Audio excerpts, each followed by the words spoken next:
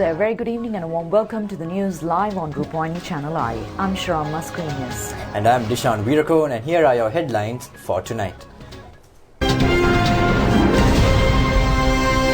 A task force headed by Basil Rajapaksa with the aim to provide essential food rations for the public without a delay. The total number of confirmed cases of COVID-19 infected patients in the country has escalated to 102. 311 persons directed to the quarantine process have returned to their residences. The Prime Minister says that the support of the party leaders will be obtained for programs carried out by the National Operations Centre for the eradication of the coronavirus. And now for those and other stories in detail, starting off with local news. The government has decided to further continue the enforced curfew in 3 districts considered as high-risk zones for the spread of the coronavirus until further notice. Colombo, Gampaha and Kalathura districts have been identified as the high-risk zones. The government has instructed wholesale trade institutions to conduct sale of essential consumer commodities using mobile transportation services in those areas. Apart from the high-risk zones, the enforced curfew in remaining districts will be in effect until Friday, March 27, 6 a.m. The curfew will be reimposed at 12 noon on the same day. The enforced curfew in Colombo, Gampaha and Puttalam districts was lifted at 6 a.m. today, and the time to reimpose the curfew was extended till 2 p.m.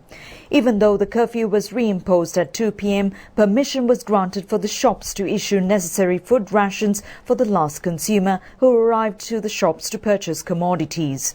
Considering the large gatherings of people in the proximity of market areas and the observations made by the health authorities citing that such gatherings would hinder the coronavirus eradication process, the government has instructed wholesale trade institutions to conduct sale of essential consumer commodities using mobile transportation services. Satosa, Keels, Lofts, Arpico, Food City, Aralia, Nipuna and other retail trade companies have been coordinated on this task. In a statement issued by the President Media Division today, a task force has been re-established under the patronage of Basil Rajapaksa to fulfill this task efficiently. The former minister said that they expect to provide essential consumer commodities, including food rations, medicine and other services to the public continuously. He said that apart from national-level institutions, ministry secretaries, divisional secretaries and other relevant officers will be utilized along with large-scale retail and wholesale trade companies on this task. He said that the deteriorated state institutions, including Satosa, had to be strengthened in order to proceed with the measures undertaken at present. He said that apart from supplying food rations, the environment to sustain rural production sector, agriculture, fisheries, cultivation and self-employment sectors should be facilitated. Accordingly, he said that measures have been taken to provide electricity, water, waste management, passenger transportation, gas and fuel without any hindrances. He added that the continuous operations of the institutions directly impact on the economy, including banks, export sector and BOI institutions should be maintained with the necessary instructions of the health sector. He said that these measures will be conducted under the direction of the President and the Prime Minister. ඉන්දන මෙවැනි අත්‍යවශ්‍ය සේවාවන් ගැනත් අපි අඛණ්ඩව සැපයීමට සූදානම් කරලා තියෙනවා. ජාතික ආර්ථිකය විශේෂයෙන් බැංකු අපනයනය BOI ආයතන පවත්වාගෙන යන ඒවා සෞඛ්‍ය සේවා අංශයෙන් උපදෙස් අරගෙන සුදුසු ආකාරයකට ඒවා පවත්වාගෙන යන්න වෙනවා. නැත්නම් ආර්ථිකය කඩා වැටීම නිසා අපිට කොරෝනා වෛරසයෙන් වගේම ඊට වැඩි බැරත් පතල එකකට මුහුණ දෙන්න සිද්ධ වෙනවා. ඒ නිසා මේ සියල්ල සලකලා බලලා අතිගරු ජනාධිපතිතුමාගේ අගමැතිතුමාගේ මූලිකත්වයෙන් ඒ කටයුතු මෙහෙයවීමට අපි බලාපොරොත්තු බැරත් පතල එකට මුහුණ දෙන්න සිද්ධ වෙනවා. ඒ නිසා මේ සියල්ල සලකලා බලලා අතිගරු ජනාධිපතිතුමාගේ අගමැතිතුමාගේ essential consumer commodities including food rations, medicine, gas and other services will be provided to the public continuously. The delivery vehicles will be permitted to travel during the curfew period. Also, the Health Ministry has instructed the acting IGP to provide the opportunity to open all pharmacies during the curfew period according to the requirement. The prescriptions and diagnosis cards of the patients can be utilized as curfew permits. Inter-travelling between the districts apart from essential services have been suspended and such violators will be taken into custody. Now, the total of confirmed cases of COVID-19 infected patients in the country has been escalated to 102 after identifying 5 more infected patients today. 2 patients out of the confirmed cases in the country have been discharged from the hospitals following complete recovery. The first patient to be discharged from the hospital after recovering from the disease was the Chinese woman, the first COVID-19 patient reported in the country. The second patient to fully recover was the first Sri Lankan to be infected with the disease in the country. He was discharged from the IDH hospital yesterday. Director General of Health Services Dr. Anil Jayasinghe has said that 3 of the newly identified patients have arrived from Italy, while another person had arrived from USA. He added that it is clear that most of the newly identified COVID-19 patients are returnees from abroad. COVID-19 රෝගීන් ලෙස අපි නැවත නැවත හඳුනාගනු ලබන්නේ. Another 229 suspicious cases are presently being under medical examinations in several hospitals. Most of the patients have been reported from Colombo, Gampaha and Kalutara districts. Director General of Health Services Dr. Anil Jayasinghe has said that the government has announced that Gampaha, Colombo and Kalutara as high-risk zones. He said the majority of the identified patients have been reported from these 3 districts. Therefore, he said that a special attention has to be directed on these 3 districts as these zones potentially be the epicenter of the spread of the virus.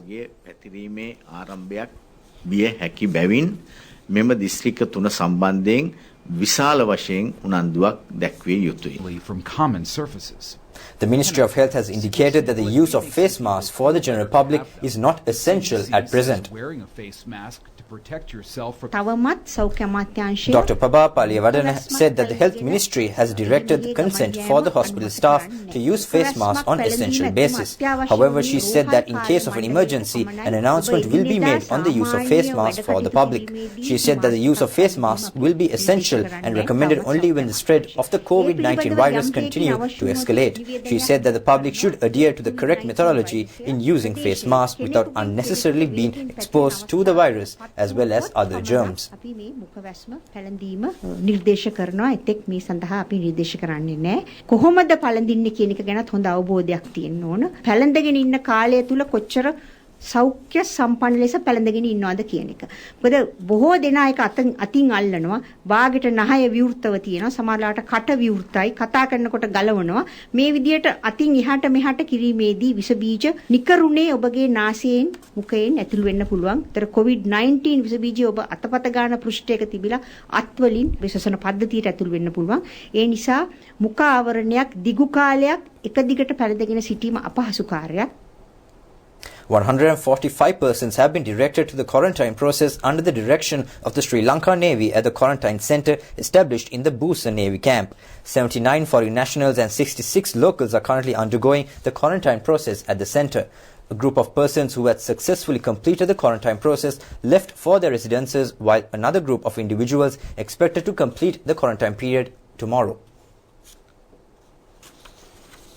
Commander of the Sri Lanka Army, Lieutenant General Shavendra Silva, said that 17 persons have been directed to the quarantine centre in Jaffna district after closely associating with a priest who was confirmed positive for the virus in the recent past. He said that 3,224 persons are currently undergoing the quarantine process in 46 centres. He said that another group of 208 individuals is expected to complete the quarantine period tomorrow. පවතිනවා හෙට දිනේදී දෙවන කණ්ඩායමක් වශයෙන් පැමිණි අවුලුන්ගෙන් 208 දෙනෙකු අද දිනේ මෙන් නිරෝධායන කටයුතු වලට සම්බන්ධ වෙලා අවසන් වුණ හින්දා හෙට දවසේදී නිරෝධායන මධ්‍යස්ථාන වලින් පිටත්ව යාමට නියමිතව තිබෙනවා. In a special statement, the National Secretariat for Elders has indicated that the elderly population of 3 million in the country should be protected from the spread of the disease. The Secretariat has requested the elderly community to refrain from closely associating with others as the community is highly prone for the disease. The statement has further indicated that the elderly community should refrain from visiting clinics and must obtain the assistance of another person to purchase required medicine from pharmacies. The statement has also pointed out that the elderly community should use face masks at all times when leaving their residences for essential purposes, and they must always drink hot water. The statement has mentioned that they should always have an adequate sleep and consume nourishing meals. From the streets of New York City to airports around the nation, we're seeing more. The treatment facilities at the Infectious Disease Hospital is currently being expanded. 2 temporary buildings are currently being constructed at the hospital premises by the Civil Engineering Division of the Sri Lanka Air Force. The construction of the buildings commenced on March 18th and will be completed in 14 days.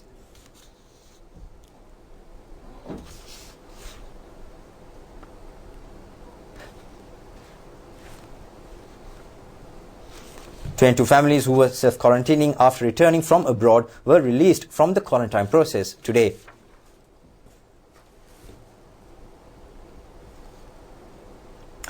Prime Minister Mahinda Rajapaksa says that the support of the party leaders and representatives of the previous parliament will be obtained in preventing the spread of the coronavirus. The support will be acquired for the campaigns conducted centering the National Operations Centre for the Eradication of Coronavirus, functioned under the instructions of the government. The Prime Minister said to meet with the party leaders on constant basis and obtain their opinions and suggestions over the future proceedings to prevent the spread of the coronavirus.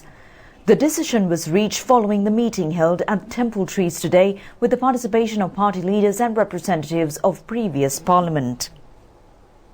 Extending their appreciations for the measures undertaken by the government for the eradication of coronavirus, the party leaders directed their assistance for the measures taken up by the government. The damage inflicted on the economy due to the prevailing situation in the country was also discussed during the meeting. The attention was directed on the further continuation of the mechanism initiated by the government over the distribution of essential goods and plucking of tender tea leaves and the maintenance of the tea factories. The Prime Minister mentioned that facilities to purchase essential goods have been facilitated through Satosa and cooperative shops. The efficiency of mechanisms said to be further improved, and the Prime Minister said that his attention has been directed over the damage inflicted on the country's economy amid the prevention of the coronavirus. Appreciating the health program carried out by the government on the eradication of the coronavirus, United National Party leader Ranil Wickremesinghe mentioned that this program should be continued in future. United National Party leader proposed to prolong the holiday period of the non-essential public sector employees and extend the enforcement police curfew. Appreciating the undertaken government procedures, former Speaker Karu Jayasuriya said the facilities to provide essential goods for the public should be further expanded while restricting the damage inflicted on the economy. The party leaders also pointed out on the situation arisen from not granting permission for the transportation and sales of the fisheries products during the curfew enforced period. The Prime Minister instructed the acting IGP to aware all police stations and take necessary steps to resolve the prevailing issue. Several party leaders proposed to reconvene the Parliament. However, the majority opinion was to assist the Corona Eradication National Programme included with the party leaders and representatives without reconvening the Parliament.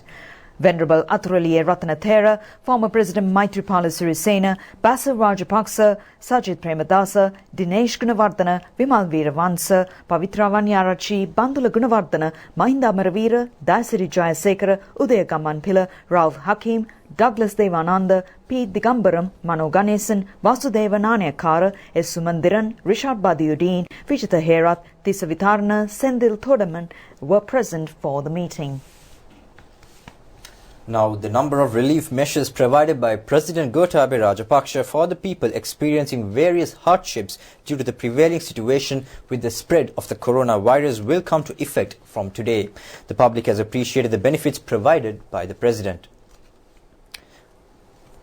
All payments on income and VAT taxes, driving license renewal fees, all bills on water and electricity, assessment taxes and bank checks valued less than 15,000 rupees and a repayment of all credit cards below the limit of 50,000 rupees have been extended until April 30th. The government has taken steps in initiating a 6-month moratorium on the leasing loan installments of all 3 villas. A moratorium on loan installments from salaries of all public and private sector employees except for Board of Directors has been facilitated until May 30th. Samruddhi recipients and Samruddhi card holders will receive interest-free loans of 10,000 rupees through all Samruddhi bank associations. The charging of personal loans below 1 million rupees are granted by all banks has been suspended for 3 months. The March trainee allowance of 20,000 rupees of all graduates selected for employment will be deposited into their respective bank accounts. The Agrahari insurance benefits will be doubled for all health, police, civil defence and all government servants engaged in controlling the spread of the COVID-19. A 6-month debt moratorium will be extended on tourism, government and small and medium-scale industries, and Central Bank of Sri Lanka will re-evaluate their finances. The Bank of Ceylon, People's Bank, National Savings Bank, Sri Lanka Insurance Corporation, Employee Provident Fund, Employees Trust Fund has been called to jointly invest in the treasury bonds and bills to stabilize the money market at 7% interest rate. The interest rate of the credit cards for domestic transactions of value of up to 50,000 rupees have been limited to 15% and the minimum monthly charge to be reduced by 50%. Lanka Satosa and cooperative shops will be exempted from VAT and other local taxes and charges. Samurdhi Authority will issue title certificates to Samurdhi and low-income families immediately to issue nutritional food items to low-income families. They should be provided with rice, lentils, onions and food cards on a weekly basis. People extended their appreciation for the benefits provided by the President on their behalf. Now, the first group, consisting of 311 individuals whom were directed for the quarantine process, returned to their respective residences today after completing their quarantining period. The group consists of persons quarantined at both the Kandakadu and Punani centres. Following a recent discussion between President Gotabaya Rajapaksa and the Ministry of Health, a decision was reached over the compulsory quarantine of all arriving passengers to the country from COVID-19 severely affected countries. Accordingly, the quarantining process commenced on March 9th for the returnees and travellers from South Korea, Iran and Italy. The first group of persons arrived from Italy and South Korea was directed to the quarantine process on March 10th. The Sri Lanka Army carried out a physical quarantine procedure on the passengers who arrived from those countries at the airport. Subsequently, they were escorted to the quarantine centres by the Ministry of Health. The Sri Lanka Army took steps to provide many facilities for the quarantined persons, including meals and internet services. Their quarantine period concluded today. Accordingly, 311 persons discharged from the centres returned to their respective residences this morning. 108 persons of the first group were directed to the quarantine process at the Kandakadu centre, while the remaining 203 persons were accommodated at the Punani quarantine centre.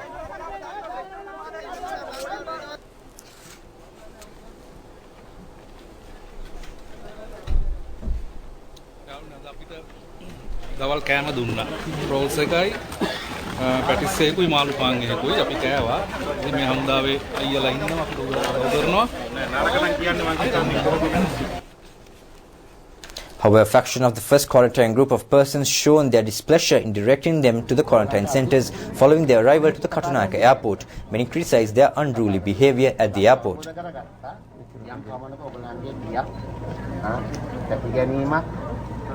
අලුත් පරිසරයක එක්කාසු වෙන ප්‍රශ්නයක් තියෙනවා. අනිත් පැත්තේ මම කතා කරන්නේ මේ මගේ ජේෂ්ඨකාරී අනිසිල්කාරී කතා කරා නම් ඕගොල්ලන්ගේ අපේ වෙනසක් නැහැ. ඉතින් අපි කතා කරන්නේ. ඔයාලට අපි තරම් කතා කරන්න. කතා කරන්න දීලා අපේ අරමුණ Many views and opinions were exchanged over the posts shared by those persons on social media platforms while they were en route to the quarantine centres.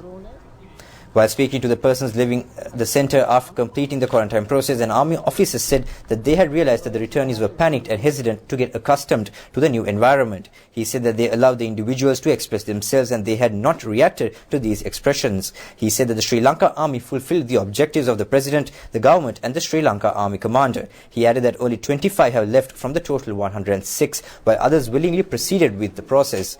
He requested the group to assist such processes, which is a collective effort as a true Sri Lankan citizens.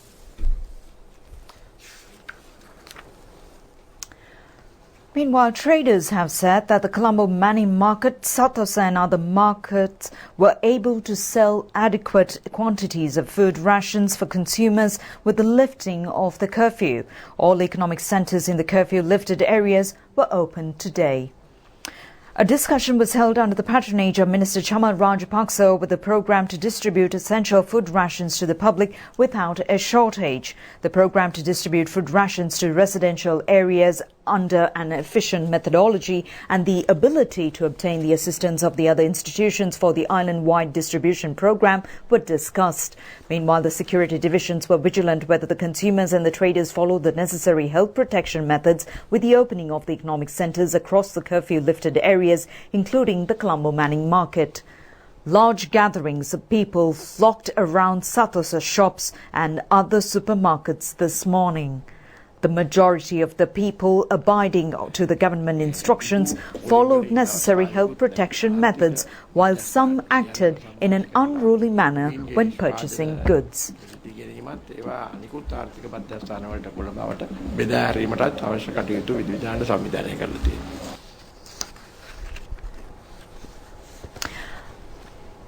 Meanwhile, Minister Dalasala Peruma said that the government will grant permission to engage in fisheries activities and transportation without a hindrance during the curfew-enforced period. The minister said that the government has taken this decision with the aim to provide the adequate stocks of fish required by the consumers at a fair price rate during the curfew-enforced period. Meanwhile, the police have introduced 2 hotlines to assist the persons engaged in the transportation of essential food rations, medicine and vegetables, and the numbers are 011 2444 480 and 011 2444 481. Meanwhile, the Sri Lanka legendary cricketer Muthaiya Muralitharan have requested all relevant parties in the society to act in accordance to the programs implemented by the government. Now, the special committee appointed by the President to submit recommendations to facilitate legal aid for prison inmates who have been imprisoned over minor offences met with President Gotabaya Rajapaksa today. The meeting was held at the Presidential Secretariat. The President instructed legal experts and the Department of Prisons to look into the possibility in facilitating aid for the prison inmates who have been imprisoned over minor offences and were unable to fulfill the bail conditions. The steps to provide this assistance was initiated in accordance to the request made by the prison inmates to the President during an observation tour in the prison premises on a previous occasion. The committee is set to meet with the President again on March 26 to present the recommendations in facilitating legal provisions for the prison inmates who are unable to pay fines, surety or personal bails at present. The committee comprised of the members of the Bar Association and the officers of the Prisons Department. Now, former commander of the Sri Lanka Air Force, Marshal of the Air Force Roshan Gunatilaka has been appointed as the new governor of the Western Province. He was sworn in before President Gotabaya Rajapaksa at the Presidential Secretariat today.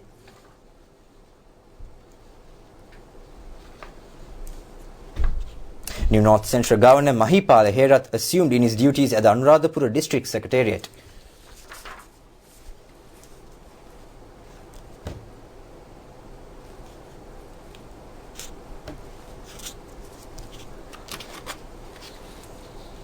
The Development Lotteries Board has donated more than 63 million rupees for the President's Fund today for the prevention of the spread of COVID-19 virus.